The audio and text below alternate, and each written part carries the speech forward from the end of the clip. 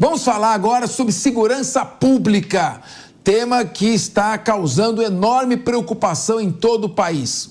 Durante um evento em São Paulo, o secretário nacional de Segurança Pública e ex-procurador-geral do Ministério Público, Mário Luiz Sarrubo, disse que pretende fazer uma integração entre as forças policiais, agências de inteligência e de informação para aumentar as ferramentas de combate ao crime organizado no Brasil.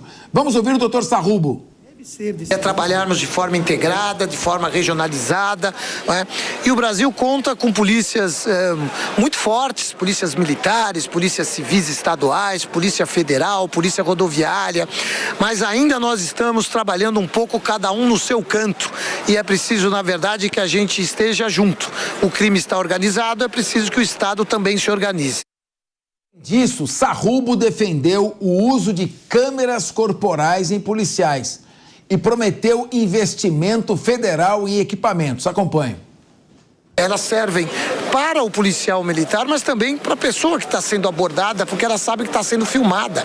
Então isso traz uma abordagem policial mais rígida, mais segura, tanto para a população como para o policial militar. Então esse é o nosso investimento principal. Nós entendemos que isso é importante para que a gente possa ter mais segurança pública com menos letalidade, seja do policial ou mesmo menos letalidade policial. Bom, muito bem. O Mário Luiz Sarrubo foi chefe do Ministério Público do Estado de São Paulo por 2 mandatos consecutivos, portanto, por 4 anos. Ele tem experiência, portanto, no combate ao crime organizado. Dentro da Procuradoria-Geral tem o GAECO, o GAECO que combate um grupo de atuação especial de combate ao crime organizado, que é o GAECO. Aliás, o GAECO foi criado aqui no Ministério Público de São Paulo e depois se espalhou para todo o país. O Sarrubo tem experiência. Agora, eu queria ouvir você, querido Emerson Tawil.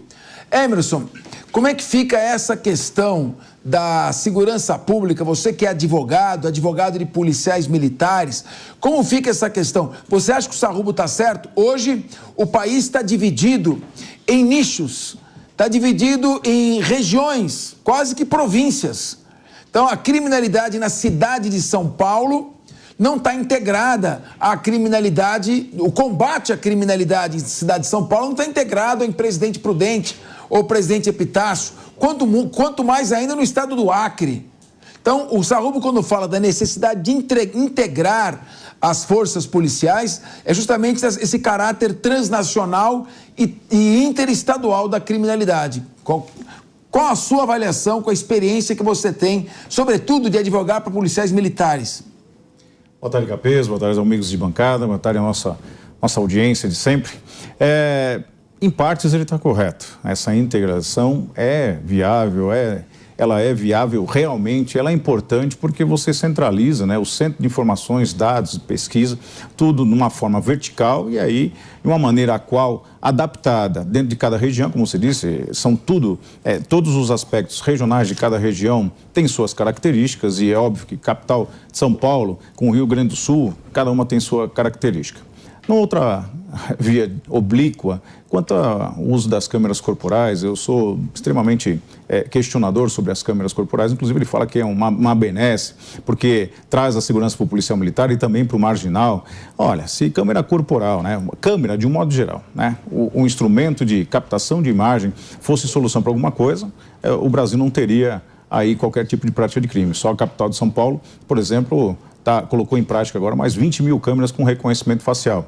Então, a câmera corporal, do meu ponto de vista, ela acaba não inibindo em aspecto algum a marginalidade, tanto é que tivemos o exemplo das operações deflagradas na Baixada Santista, né, em que tivemos vários confrontos, então, muitos são questionáveis, estão falando, a imprensa tem falado que são questionáveis, estão sendo apurados, mas dentre elas eu faria um convite para todos esses especialistas da segurança pública que viessem para a linha de frente, que pudessem sentar junto com o policial militar e fazer uma incursão dentro de uma comunidade, dentro de um ambiente totalmente inóspito, né, comandado pelo crime organizado, para ver quais são as reações diante desses agentes da segurança pública.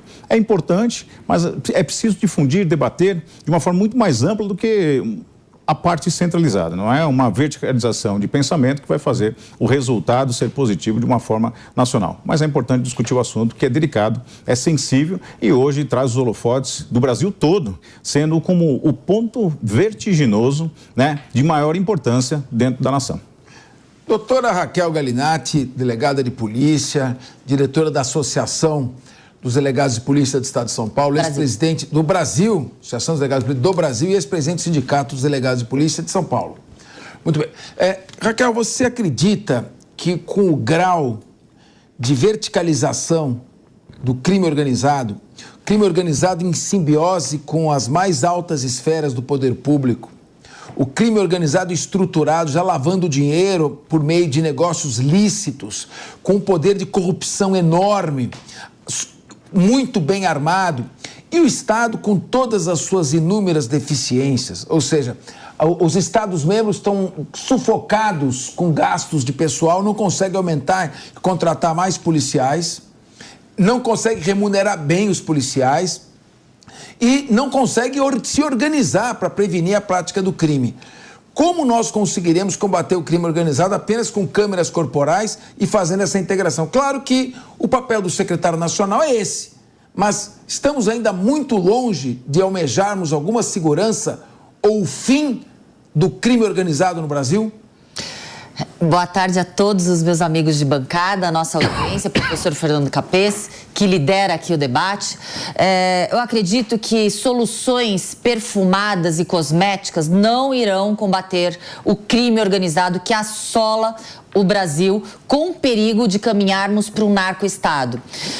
O Ministério da Segurança e Justiça tem como obrigação a integração entre as polícias estaduais, o fomento a investimento para essas polícias, para um auxílio no combate ao crime. Mas o foco não deveria ser as polícias ostensivas preventivas, aquelas que têm atribuição legal dos estados para poder controlar e ter estratégias de segurança pública. O foco seria o combate ao crime organizado. Um grande programa nacional de combate ao crime organizado. Deveríamos ter, sim, cobrança nos estados, em células, em departamentos que combatam esses crimes organizados. A gente tem diversas estatísticas em diversos estados, em diversas polícias, em crimes de furto, de latrocínio, de homicídio, feminicídio. Mas quais são as estatísticas divulgadas pelos estados e por suas polícias e cobradas pelo Ministério da Segurança e Justiça sobre crimes de combate à corrupção administrativa, que permeia, que deveria ser ali a primeira corrupção a ser combatida para a gente desmantelar as organizações criminosas, as facções criminosas. Então a gente vê muito desvio do foco em atribuições que deveriam ser prioridade. Prioridade no Ministério da Justiça e Segurança, sim, é a integração, é a interligação de dados entre as polícias e principalmente estrutura para que as polícias possam, de forma séria, combater o crime. São 14 horas e 33 minutos. Mano Ferreira, é possível combater o crime organizado no Brasil sem uma força-tarefa permanente a qual seja integrada por Receita Federal, Receita Estadual, Receita Municipal, órgãos de defesa do consumidor, Polícia Civil, Polícia Federal, Polícia Militar, Guarda Municipal, Ministério Público. Sem uma criação de uma enorme força-tarefa, a mera integração entre as polícias, e repito, o papel do secretário nacional é fazer esta integração.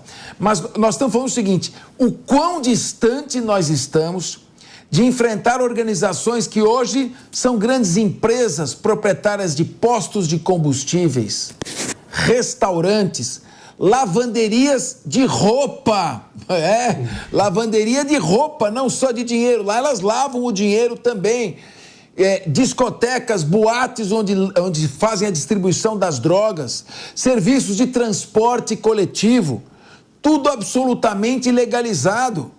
Portanto, não adianta simplesmente atuar com o policiamento preventivo, é preciso uma investigação e muito investimento para esta investigação.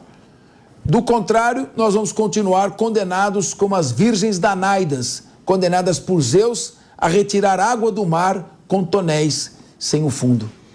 Exatamente, Capês. É como se a gente pegasse o balde da piscina de um lado da piscina e jogasse a água de volta do outro lado da piscina. Ou seja, não tem efetividade muitas vezes, né? Nós não podemos aceitar conviver com um estado de coisas em que o crime organizado é mais organizado que as forças de segurança do Estado para combatê-lo. Então, sem dúvida alguma, é essencial ampliar a integração entre as diversas forças de segurança, e você elencou muito bem aqui os diversos organismos do Estado que precisam fazer parte desse combate. Agora, se me permite, eu queria acrescentar um aspecto que, no caso do Rio de Janeiro, fica muito evidente, que é o crime organizado também conseguiu se infiltrar, em muitos sentidos, dentro da estrutura do próprio Estado. Portanto, nós precisamos ser capazes de ampliar essa integração entre as diversas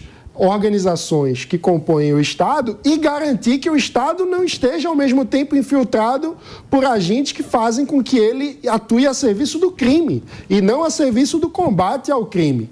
Nesse sentido, medidas que aumentem a transparência, a confiança da sociedade nos órgãos de segurança são importantes. E é nesse conjunto de coisas que eu entendo a importância da implementação da política de câmeras corporais, porque elas ampliam a confiança da sociedade nas forças de segurança e impedem, inclusive, fazem com que o debate seja resolvido sobre um grande disse-me-disse que acontece com todas as operações que acabam tendo algum caso de morte na operação, que é a morte foi dentro da lei, conforme os procedimentos operacionais da polícia, ou seja, respondendo a um ataque do crime, ou foi um caso de morte fora da lei, portanto, num sentido em que a polícia atua fora da sua própria atribuição. Ora,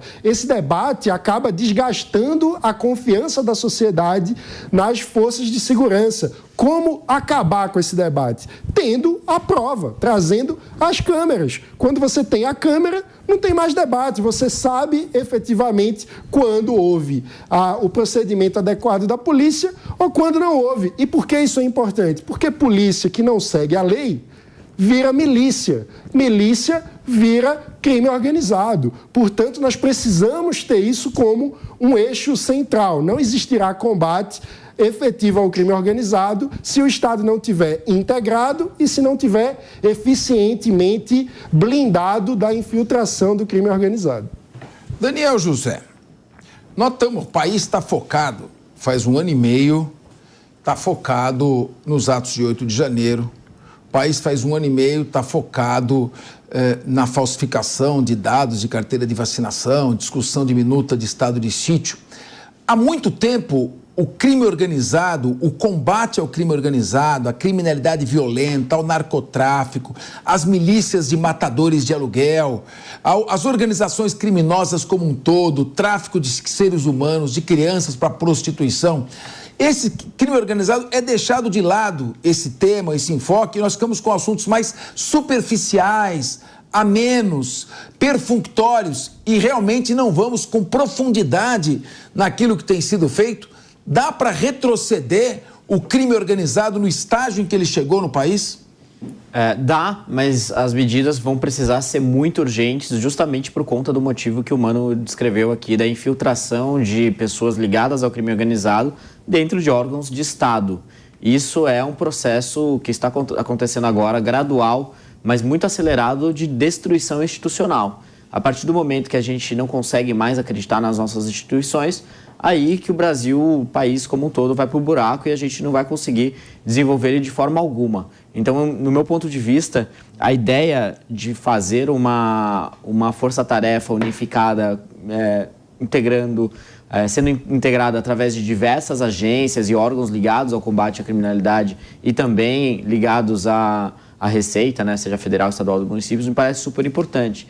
Com relação às câmeras corporais, eu acho que ela pode ser uma grande oportunidade, não só de aumentar a transparência, como o Mano disse, mas também, se ela estiver equipada com tecnologia de ponta, ser uma ferramenta valiosíssima no combate à criminalidade, né? Com o caso aqui de São Paulo, como o Emerson disse, né, que as câmeras passam a ter reconhecimento facial, mas eu acho que deveria ser ainda muito mais do que isso, né? Com inteligência artificial, hoje é muito possível identificar padrões de situações das mais diversas que podem auxiliar o policial na sua atuação. Por exemplo, de identificar a possibilidade ou probabilidade da pessoa ali, do sujeito sendo abordado, de estar armado ou não.